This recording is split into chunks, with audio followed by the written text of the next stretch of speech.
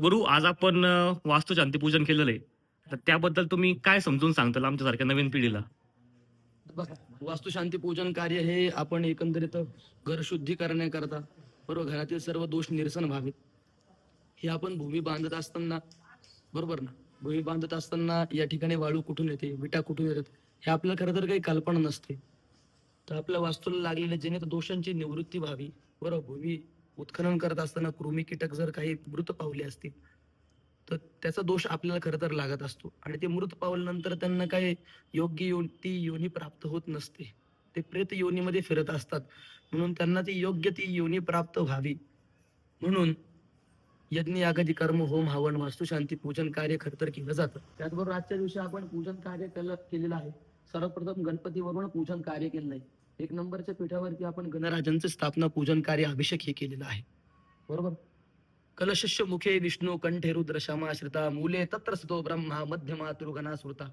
अशा भरभरीत सुवर्ण कलशाचं पूजन कार्य आपण केलेलं आहे. कलशापासून खरं तर आपला 5 पद्धतीचे आशीर्वाद प्राप्त होत असतात. न मागता 5 पद्धतीचे आशीर्वाद प्राप्त व्हावे आणि त्या योगे कल्याण घडावं म्हणून खरं तर कलश पूजन कार्य केलं जातं.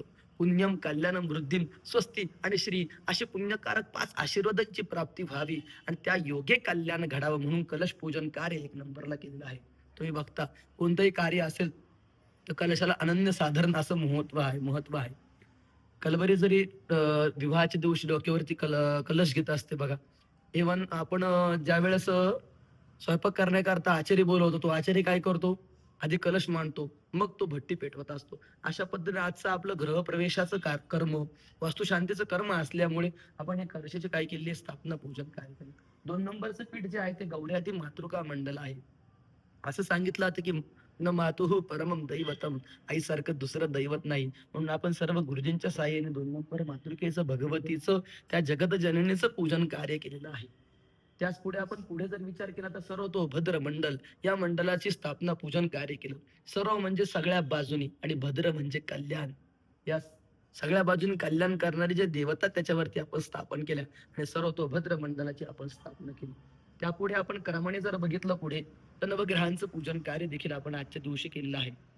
नवग्रह हे प्रत्येकाला अनुकूल हवेसे असतात.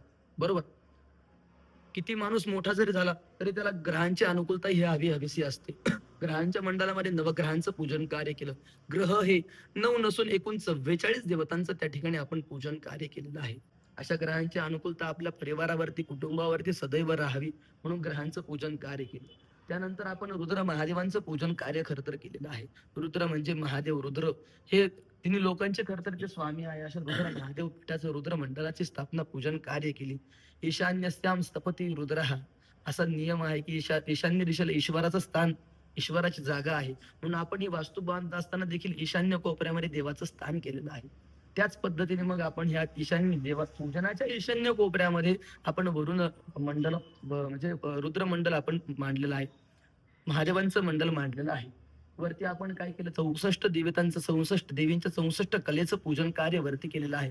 देवीच्या असलेल्या सहचार्य देवतांचं वरती पूजन कार्य केलेलं आहे.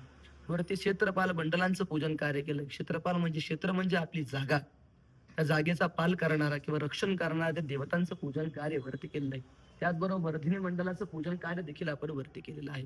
अशा पद्धतीने आजच्या दिवशी वास्तुशांती पूजन कार्य आपण परिपूर्ण करून नवचंडी जो विधी आहे किंवा भगवतीच्या अंतर्गत जे काही विधी केला जातो त्या देवतांचं देखील आपण आव्हान स्थापन यजन केलेलं आहे.